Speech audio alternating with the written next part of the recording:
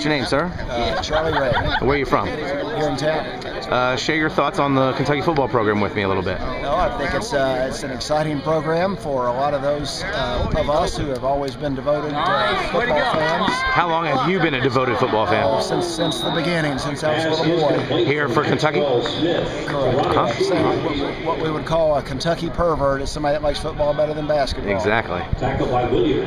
And so the program right now, I mean, where do we stand? What direction are we heading in? I don't think that anyone should be tremendously disappointed at this point in time. There's a slight lull at this point.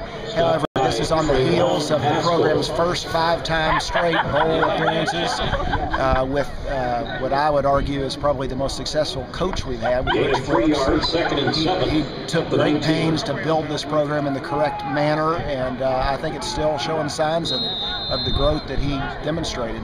And I think Joker probably learned from him. They definitely have differed in some respects, but he has to have learned to a degree from what Rich has done, and there was a slight lull last year, and they're going to have some playmakers this year that will make it exciting. If they can replace the tackles from Winston Guy and Danny Trevathan, then I think they'll probably be as good or better as last year. That's a pretty tall task, replacing players like that. Correct. So much of it is just in the Southeastern Conference. You know, we occasionally get a Trevathan, we occasionally get a Guy or a Randall Cobb. Other SEC schools seem to have several of those kind of guys, that caliber, down the depth chart. Is it simply a matter of not being able to recruit as many high caliber 5-4-star guys? Can you do it with 2- and 3-star guys, in your opinion? I think you definitely can if you get an aspect of luck, if you have some wisdom in your recruiting squad that can spot maybe diamonds in the rough and get those 2- and 3-stars like Wesley Woodyard was and some of the others that have been productive. The depth has been the thing that has suffered the most historically, and so that's been very difficult because the other big programs have 4- and 5-stars down 3 deep even. So that has made it a big challenge, and when our guys get hurt, the ones that have surfaced as the playmakers, it's hard to replace them. And I do think it can be accomplished. It will have to be done incrementally and slowly over time, and just continue the kind of growth in the correct way that Rich Brooks did. Are you concerned at all about the 8 or 9 players that have already left the program, or is that just that happens everywhere? You know, players leave and transfer for whatever reason. I think yes, that's correct to a degree, and I don't think I have enough knowledge of the inner workings of the program to know if those are key players. In some respects, you can say it may be good if there's some bad eggs or some fellas that were not really committed to the program and committed to the work ethic, and you see them part ways, then occasionally that's the right thing. So I don't know. I'm worried like everyone else when you see them leave. You'd heard those names, particularly the linebacker from Louisville. I got his name right offhand. I think we had all thought he was going to be a big producer. Your thoughts on head coach Joker Phillips? He's a Kentucky native, a former player, and I think the majority of the fan base would like to see one of our own take this program to the next level. Is his job safe? Does he need to win a certain number of games to keep his job?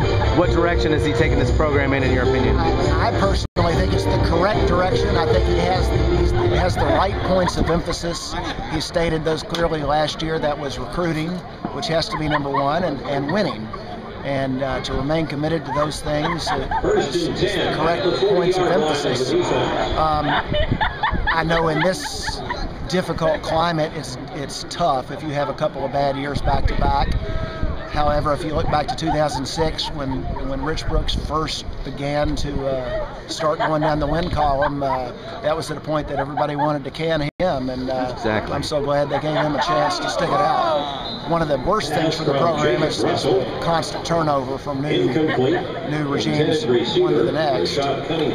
Trying to establish some stability, but this fan base is very much living in a "what have you done for me now" sort of mentality. Very much. Thank you very much for your time. I appreciate it. You're welcome. The one comment I wanted to make, please do. I would, to enhance attendance, I would love to see some for the blue-white game. For not necessarily the blue-white game, for games themselves. I would love to see this administration, not the football program now, the university, begin to commit themselves to endeavors and programs to get the students and get people out an hour, hour and a half before game time. If it takes a rap artist, a rap band, throwing t-shirts, events that are going to take place 45 minutes before game time to get them in the stands, whatever it takes, it shouldn't be that much money, just something dedicated to and committed to trying to make that happen and make it fun rather than people not showing up till the second quarter. There are a lot of games when they're filing in pretty late, and when that's on national television, it looks pretty bad, and recruits see that at home, Yeah. and then it obviously has an effect. Thank you very much for your time and your thoughts. You're welcome. Thanks a lot.